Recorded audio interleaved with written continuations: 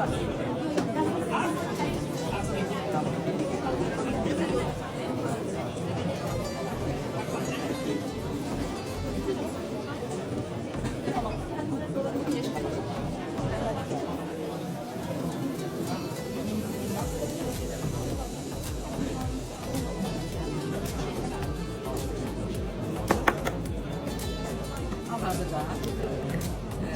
yumurtanın kahvesine güzel sarısı lazım. Yumurtanın sarısıyla bizim meşhur spirullina'nın karşılığında madde hazırlayırıq. Spirulina bildiğiniz gibi mikronusundan hazırlanmış məhsulu bitkinin tam, yani dəri üçün nə qədər effektiv olduğunu, bütün amin turşular, mikro makro elementlər hər birinin olduğunu biz bilirik. Sizlərin də görməsini yani çok isteyirik. Əsasən xanımlara özel olarak tövsiyə edirik.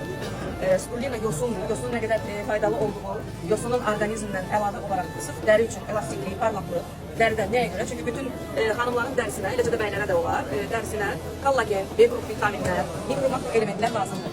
Məhz bu məhsulun içərisində B kompleksinin bütün vitaminləri, yəni B1'dən tutmuş B12'ye kadar var. Qan azlığında, ümumiyyətlə sağlamlığımıza çox xeyri var və məsləhət edirik, tövsiyə edirik.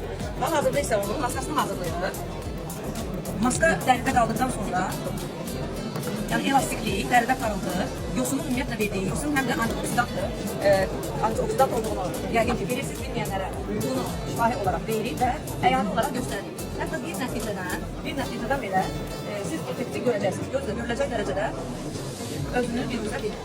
Doktorumuz bu haqda Spirullina'nın tərkibi haqqında çox geniş danışdı, ətraflı məlumat verdi. Spirullina'nın nəyə qadir olduğu haqqında dedi.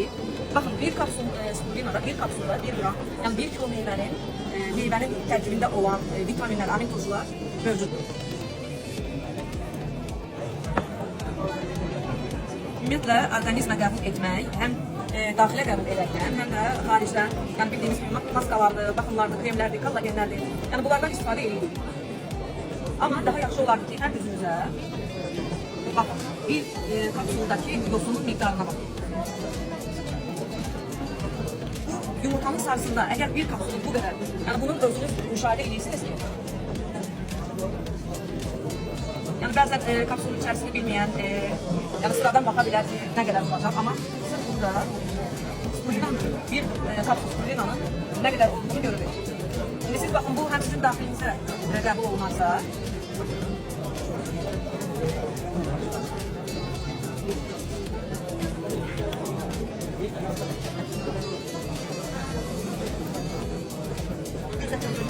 göz ətraflarına ümumiyyətlə çəkməyi istəmirik, həm də indi əlin üzərinə, ümumiyyətlə ələ dəridə çox effektiv var, ləkələrə çox gözəl təsir edir. Yosun həm də bayaq dediğim kimi, yosun antioksidandır.